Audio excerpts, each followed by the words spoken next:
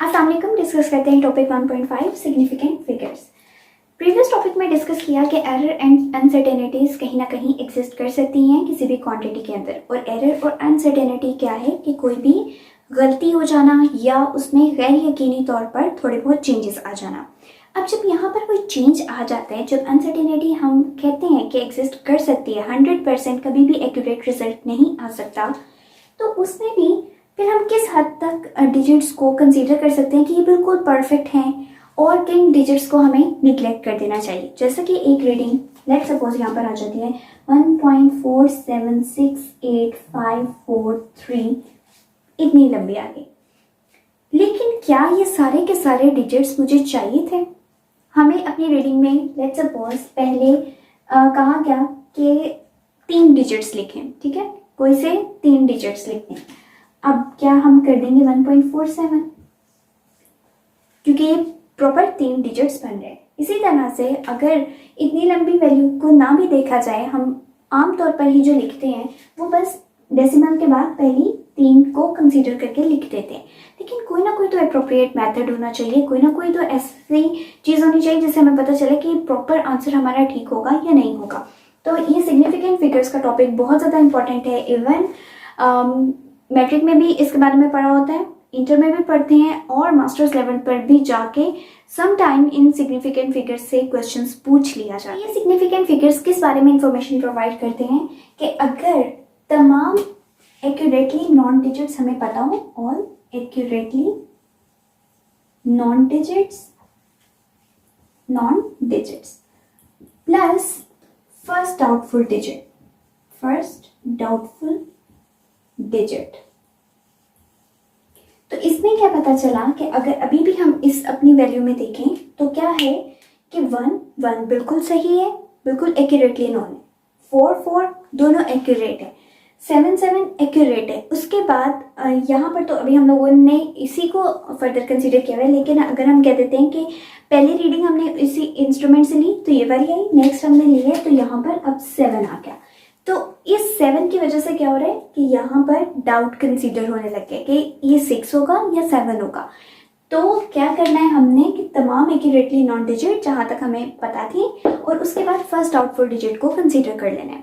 लेकिन अभी भी बहुत ज़्यादा चीज़ें क्लियर नहीं हो रही कि वो फर्स्ट डाउटफुल डिजिट क्या पॉइंट के बाद होना चाहिए, क्या हमने ऐसा तो नहीं था कि गलत कंसीडर कर लिया हो कि पॉइंट के बाद भी 2 वैल्यूज़ कंसीडर की एंड उसके बाद की वैल्यू को हम कह रहे हैं कि हम इसको डाउट में ले रहे हैं। तो फिर भी रूल्स का पता होना चाहिए। तो वो रूल्स क्या हैं? सबसे पहला रूल ये है कि तमाम नॉन ज़ीरो डिजिट्स सिग्निफिकेंट हैं। Non zero digits are significant. तो सबसे पहले तो ये पता चल गया कि ये 1 है, 4 है, 7 है, 6 है, ये सब सिग्निफिकेंट है।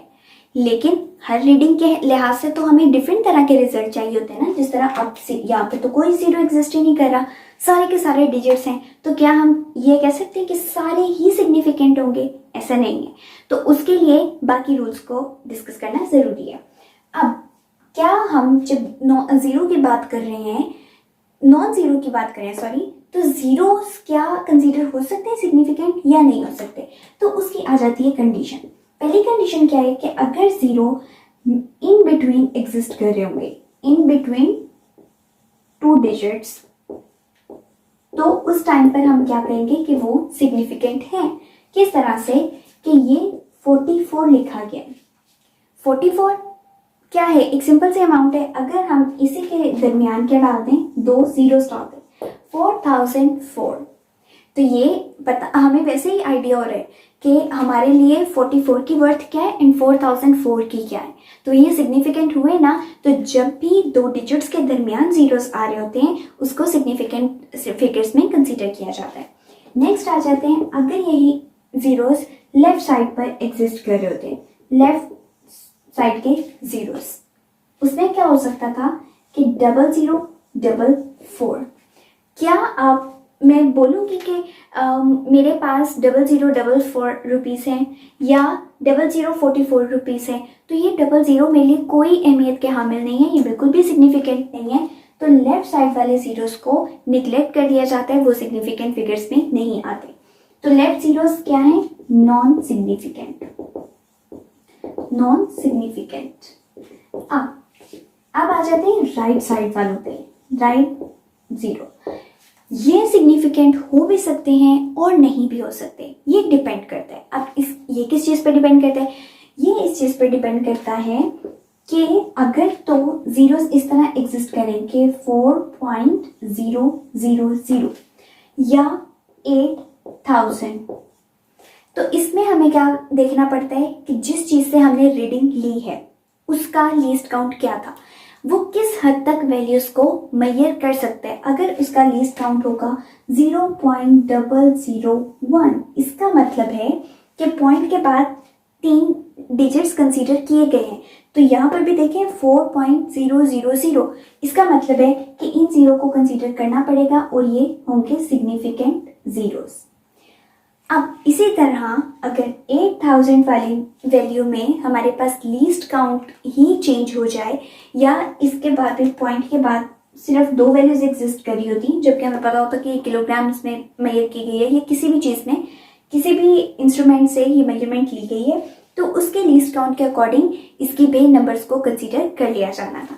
तो इससे क्या पता चला कि जब भी राइट वाले जीरोस को कंसीडर करना होता है उसमें सबसे पहले चेक किया जाता है कि क्या लीस्ट काउंट चेंज तो नहीं हो रहा, क्या लीस्ट काउंट हमें बता रहा है कि कितनी वैल्यूज हो सकती हैं। अगर लीस्ट काउंट यहाँ पर लेट सपोज 0.01 होता, इसका मतलब है पॉइंट के बाद मुझे सिर्फ 2 वैल्यूज को कंसीडर करना था।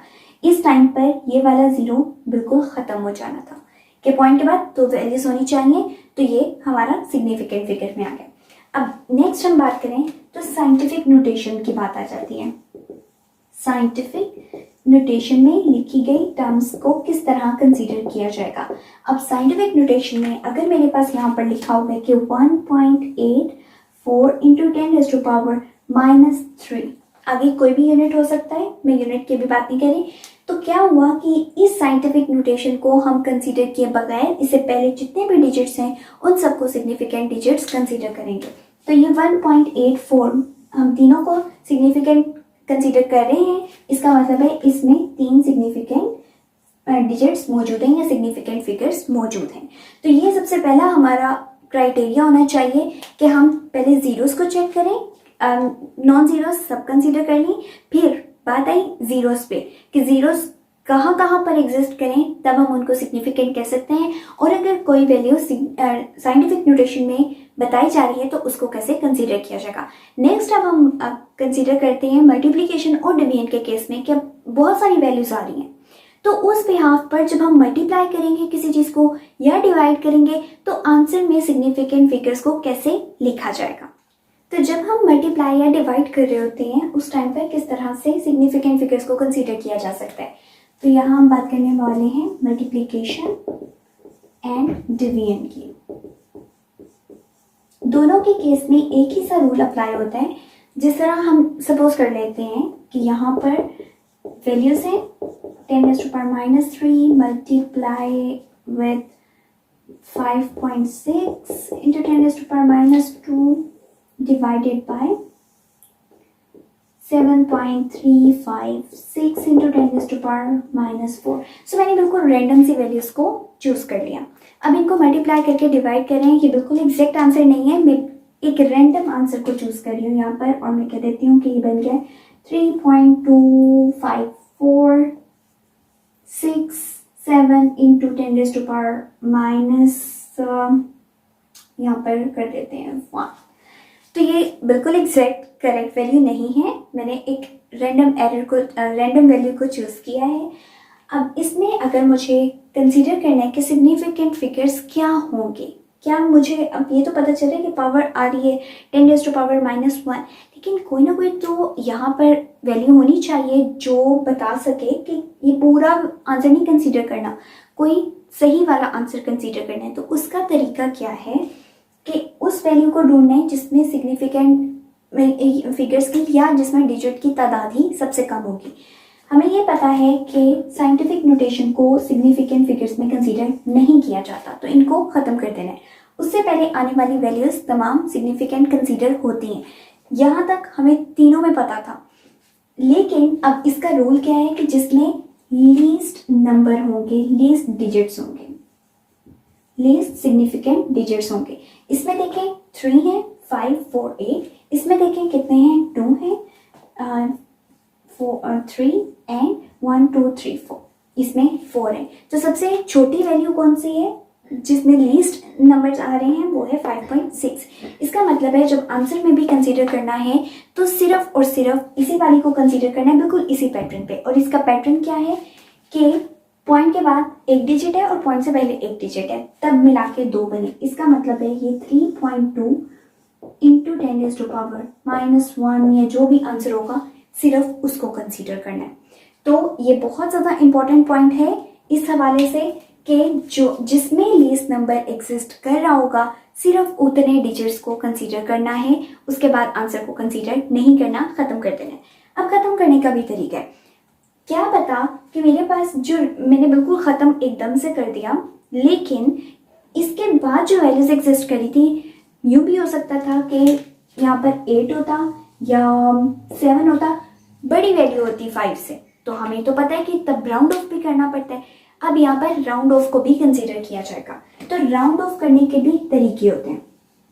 राउंड ऑफ करना है, अगर लेस देन 5 है वैल्यू, लेस देन 5, तो एग्जैक्टली एज इट इज उठा के वैल्यू को लिख देना है। यहाँ पर अगर हम कहते थे 3.24 था, 4 क्या है, 5 से लेस देन है, इसका मतलब है हम राउंड ऑफ नहीं कर सकते, तो आंसर क्या होना था, 3.2। अब अगर ग्रेटर देन 5 होता, ग्रेटर देन 5, तो हमने क्या करना था, लेट्स सपोज अभी हम कह देते हैं कि यहाँ पे 8 था, तो ये 3.3 हमें कह देना था। लेकिन इस 3.3 को भी कंसीडर करते वक्त बहुत ख्याल रखना है। क्यों? क्योंकि जब भी आप ग्रेटर देन 5 की बात करते हो तो उस पर भी लिमिटेशंस आ जाती हैं। और वो लिमिटेशंस क्या हैं कि अगर आपके पास कोई ऐसी वैल्यू एग्जिस्ट कर रही हो जो ऑलरेडी इवन है, ठीक है, और फिर आप को राउंड ऑफ भी करना है, तो आप राउंड ऑफ नहीं करोगे, आप उसको एज इट इज लिखोगे। जिस तरह से अगर यहाँ पर मेरे पास मौजूद था 3.2 और इसके बाद था 8, ग्रेटर देन तो 5 है, मैं इसको चाहती तो 3 कर देती, तो ये 3.3 करने से क्या हो गया, ये आखिरी नंबर हो गया ऑड। तो ये ऑड नहीं होना चाहिए, ये क्या होना चाहिए, इवन होना चाहिए। अब अगर यहाँ पर मेरे पास आ रहा होता 3.18, तो और मुझे पता भी था कि मुझे सिर्फ 2 डिजिट्स चाहिए, तो मैंने इसको डायरेक्टली राउंड ऑफ करके 3.2 आंसर लिखना था, क्योंकि अब मेरे पास आ रहा है 2 क्या है, एक इवन नंबर है। तो जब भी हमने राउंड ऑफ करना है, अगर लेस देन 5 होगा तो उसमें हम राउंड ऑफ करके लिखेंगे, और उसमें तो राउंड ऑफ किया ही नहीं जाएगा, उसको निगलेक्ट कर देंगे। लेकिन अगर ग्रेटर देन 5 होगा जहाँ पे हमें राउंड ऑफ करना पड़ेगा, तो उसमें चेक करना है कि अगर एक हम पहले दे देते हैं, एक कैरी करवा देते हैं उससे पहले वाले डिजिट को, तो वो कहीं और तो नहीं बन जाता। अगर वो और बन रहा है तो उसको नहीं लिखेंगे। यहाँ पर अगर और बन रहा होता तो मैं बिल्कुल नहीं लिखती, इसको एज इट इज 3.2 ही कंसीडर कर लेती। लेकिन अगर वो इवन बन रहा है कि पहले और था और अब उसको एक देने के बाद वो इवन बन रहा है, तब उसको राउंड ऑफ में कंसीडर किया जाएगा। तो ये रूल हमने पढ़ लिया मल्टीप्लिकेशन और डिवीजन के बारे में, और इसमें पता चल गया कि सबसे पहले तो लीस्ट जो डिजिट्स आ रहे थे पूरी वैल्यू में, उतने ही हमने अपने आंसर में कंसीडर करने। अब कंसीडर भी जब करने हैं तो बाकियों को निगलेक्ट करते वक्त राउंड ऑफ का खास ख्याल रखना है। अब हम बात करेंगे कि एडिशन और सब्ट्रैक्शन में क्या रूल्स इस्तेमाल हो सकते हैं। एडिशन और सब्ट्रैक्शन के केस की बात करें तो हमारे पास बाकी तमाम चीज़ों के रूल्स की तरह एडिशन और सब्ट्रैक्शन में भी सिग्निफिकेंट फिगर्स को चूज करने के कुछ ना कुछ असूल हैं, रूल्स हैं। वो क्या है कि अब लेट्स सपोज हमारे पास नंबर हमें गिवन है 75.1, 75.12, 75.123। तो इसमें हो क्या रहा है कि 75 या कोई भी नंबर यहाँ पर होता वो एज इट इज रहना था, लेकिन पॉइंट के बाद नंबर चेंज हो रहे हैं। इसमें पॉइंट के बाद 1 है, इसमें पॉइंट के बाद 2 है, इसमें डेसिमल के बाद 3 नंबर हैं। जब भी हमने इनको ऐड या सब्ट्रैक्ट करना है तो इससे आंसर आ जाएगा लेट्स सपोज 225.343। ये आंसर आ गया हमारे पास। ये एज इट इज रहेगा। हमने सिग्निफिकेंट नंबर में देखना क्या होता है कि वो जो एक्यूरेटली नॉन डिजिट है और डाउटफुल डिजिट। तो हमारा सारा कंसर्न है इन डाउटफुल डिजिट्स के साथ। जब हमने इसमें सिग्निफिकेंट फिगर्स को कंसीडर करना है तो क्या देखना है कि वो वाला नंबर जिसमें डेसिमल के बाद सबसे कम नंबर्स आ रहे हो, डेसिमल पॉइंट के बाद सबसे कम नंबर इस वाले में सिर्फ एक डिजिट है। यहाँ पर देखिए तो डेसिमल के बाद 2 डिजिट्स आ गए, इसमें डेसिमल के बाद 3 डिजिट्स आ गए और हमारा ओवरऑल आंसर भी उसी पे डिपेंड कर रहा था कि 343 यहाँ पर आ चुके हैं। लेकिन क्या हुआ कि जो हमने सिग्निफिकेंट फिगर्स में कंसीडर करना है उसमें सिर्फ और सिर्फ क्या देखना है कि डेसिमल के बाद सबसे कम डिजिट्स होनी चाहिए। तो वो हमारे पास क्या आएगा, सिर्फ और सिर्फ 3। इसका मतलब है जो इसका परफेक्ट आंसर बनेगा वो क्या होगा, 225.3।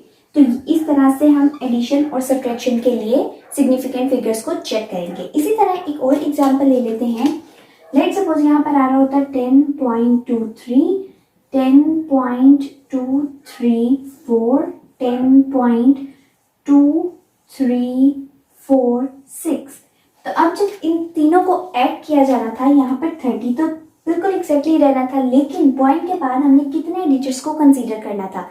तो क्या देखना है कि वो तमाम वैल्यूज जिनको हमने ऐड या सब्ट्रैक्ट किया उनमें डेसिमल के बाद किसमें डिजिट्स कम हैं, वो हमारे पास क्या है 10.23। इसका मतलब है हमने अपने आंसर में भी उस वाले आंसर को कंसीडर करना है कि यहाँ पर अब हमारे पास क्या आ रहे होने थे 46894। तो इस तरह क्या पता चला कि जब हमने यहाँ पर आएगा 6, तो किस तरह से हमारे पास आंसर आएगा कि डेसिमल के बाद सिर्फ और सिर्फ सबसे छोटे वाले में क्या आ रहे हैं 2 डिजिट्स। तो इसका मतलब है अपने आंसर में भी हमने क्या करना है, उस आंसर को कंसीडर करना है जहां तक हमारे पास सिर्फ और सिर्फ ये 2 डिजिट्स आए बस। तो इस तरह से आंसर क्या बन जाएगा 30.69, बाकी को हम नेग्लेक्ट कर देंगे। तो इस तरह से हमने एडिशन और सब्ट्रैक्शन के रूल्स को भी डिस्कस कर लिया और ये था हमारा एक कंप्लीट टॉपिक।